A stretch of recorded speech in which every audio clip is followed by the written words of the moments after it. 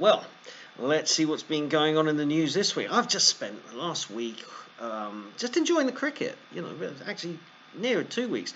Now I am with my family. We're watching the cricket. We're doing all these kind of great family activities together now that the boys are both finished school for the year.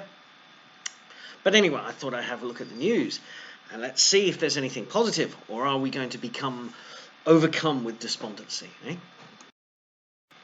Other weird things that people have just got bent out of shape with over Twitter is the news that Ian Botham, or Sir Ian Botham, they're always with the cats, eh?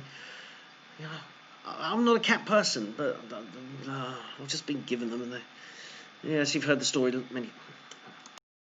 The other bonkers thing that is happening on social media at the moment is the hate for Ian Botham, Sir Ian Botham. As the man is a legend, right? And he got his MBE and his OBE and his knighthood some time ago. And where do you go? Where do you go from there? Obviously, a peerage. And so he was given a peerage, Lord Botham. This is because he did a lot of activism for Brexit. Okay, fair enough. It's a political cause. You're allowed to work for a political cause, whether you like it or not.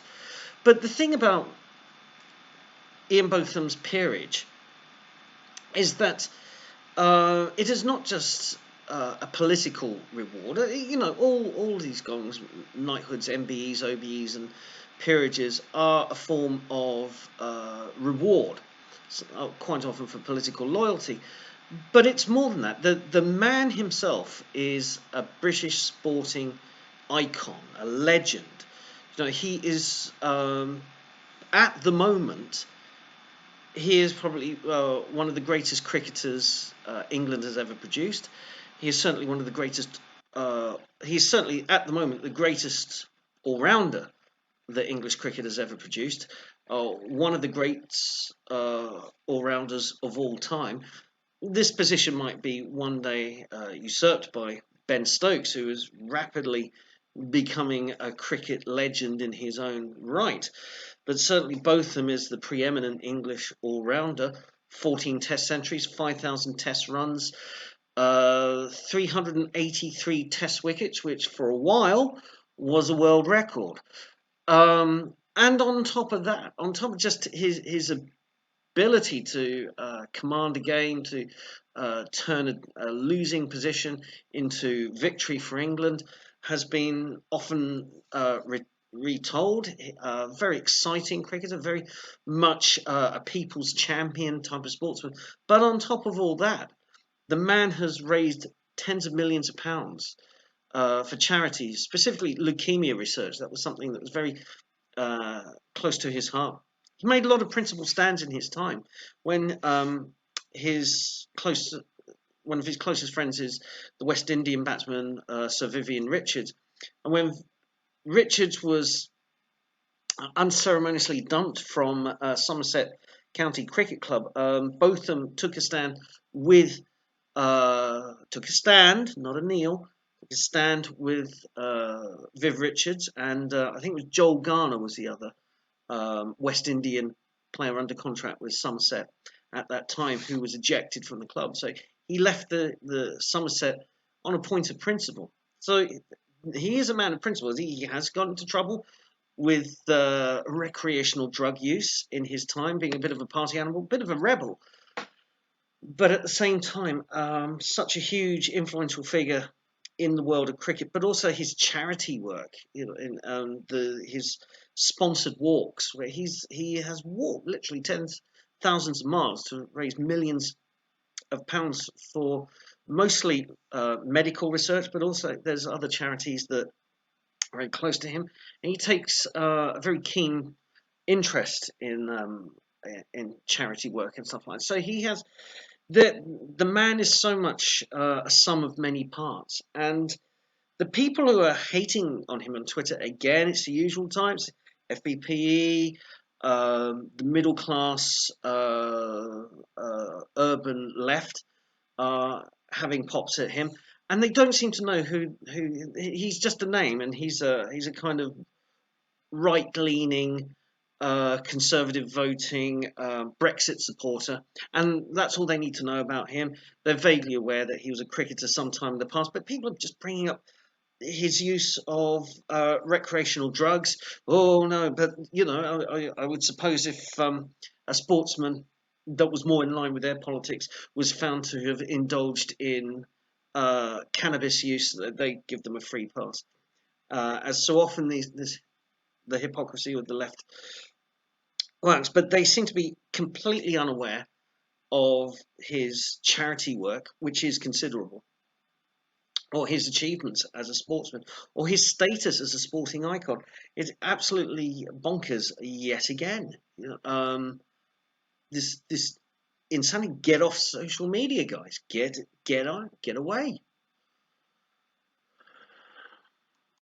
One thing that concerns me a great deal at the moment is the attack on history. I think history has become a casualty of the culture wars, mainly from the left, who have indulged in all this iconoclasm with the statues and, pardon me, removal of artworks, removal of references to various people, an attempt to erase various historical characters, real life people, not because of the totality of their lives and works, but because one aspect offends, and we can't have offence. You cannot look at the totality of someone's life and their achievements. You have to focus on the thing that finds offence. So most often it's any kind of link to slavery. So somebody like William Gladstone, Prime Minister of Britain in the later Victorian era, later part of the 19th century, his crime is that his father was involved with a company that was involved with slave trading. So therefore Gladstone, a liberal British Prime Minister who has contributed a great deal to British liberalism, or English liberalism, even though he was Scottish, he has to pay the price for something his father did, but which in the context of the time he lived in, was not seen to be a sin. So we lose an important figure and the totality of their life because of one thing that they didn't even do, but that their father did. Recently, the Duke of Wellington has come under attack. The statues of Wellington are being demanded. This is the thing, they demand. It's torn down. A small group of civil servants demand references to colonialism be removed from their government department. So, and you have to think, what is the Duke of Wellington's crime? When you think of the Duke of Wellington, you think about the man who ultimately defeated Napoleon Bonaparte, who's perhaps the greatest general, military general that the United Kingdom has ever produced. The man who beat Napoleon, the man who liberated Spain and Portugal. That is all to be forgotten about because of something else he did, or something else he was connected to via his family, because he lived in times that were where the social mores and the political thoughts are completely alien to the modern day left. Wellington is such a fascinating character. I've done a lot of study about him over the years. Yes, he opposed the Great Reform Act. Yes, he, as Prime Minister, he did a lot of things that were unpopular, but he did a lot of things that constitutionally were very important. And as always, this is a man who, if he had been from any other European country, he might have staged a coup d'etat and installed himself as a king or dictator. But to his credit, he never, when he became Prime Minister, he went through the system. And he resigned twice. Twice he was Prime Minister, and twice he stood down and handed power over to somebody else. The life of a dictator was an anathema to him. So historical personages are not just these simplistic caricatures. Wellington is a fascinating character for so many different reasons. He is a hero and a bit of a cad. Um, he is one time somebody who believes in great noblesse oblige of lifting people up from their deprived and impoverished social backgrounds and giving them kind of status and meaning in life, and at the same time, very much a patrician who thinks he knows best about everything. So he is a composite, but above all, a brilliant general, an inspiring leader of men, despite the fact that he was very taciturn. But everybody knew exactly where they stood with him. So that's why history should be engaged with, not erased, not pushed aside.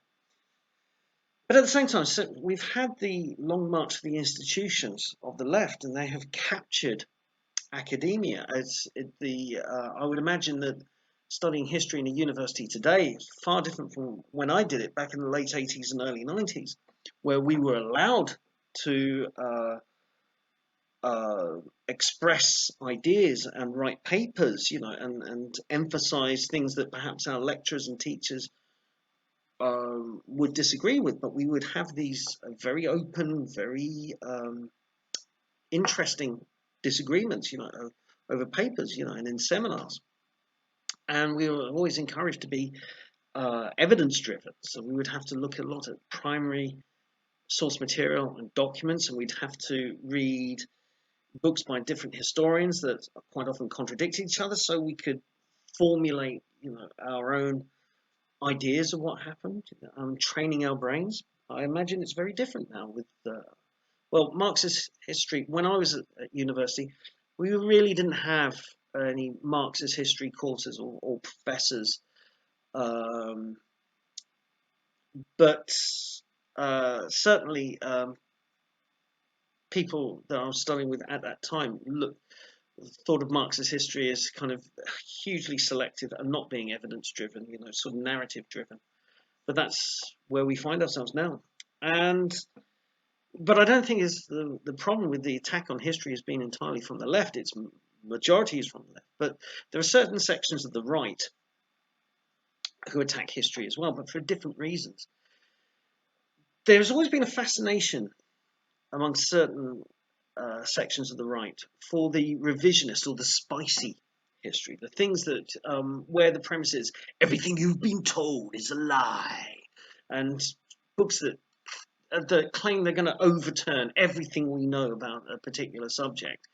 And this is the fascination for that kind of history, I think, is mainly an American thing, because I think it's linked to the settlement pattern of the United States over hundreds of years, that it was always attracted a kind of radical religious types or dissenters, and people who are rejecting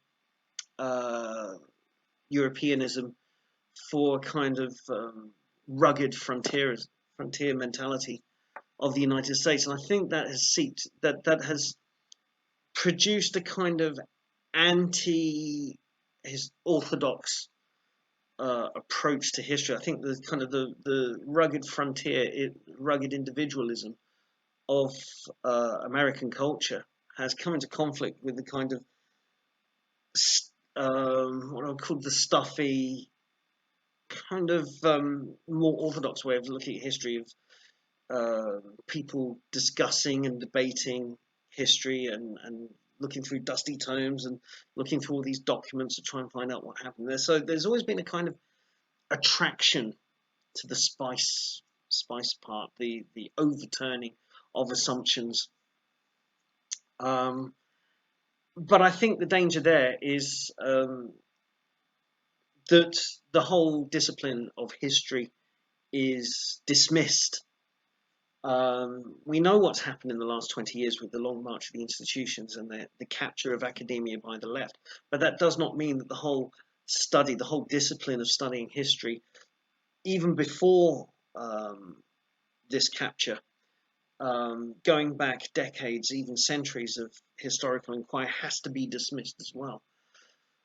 As I said, I was taught by people who were serious about the subject and were not pushing a political agenda, but were motivated out of a genuine sense of inquiry and fascination and interest in the subject.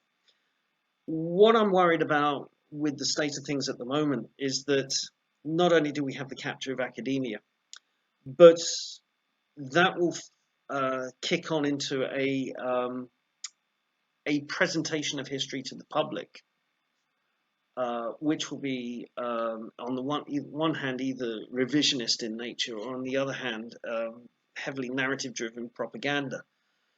And I'm going to reference one of my favourite science fiction films.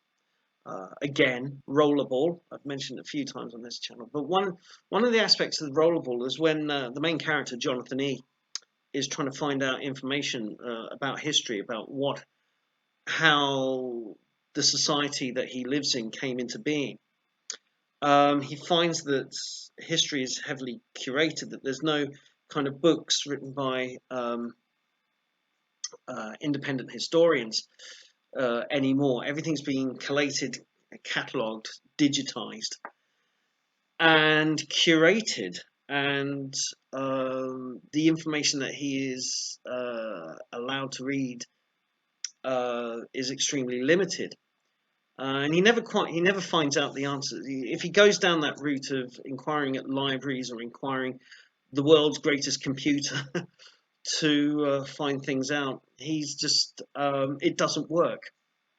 And that's what I worry about, the kind of curation of history, mainly by mainstream media.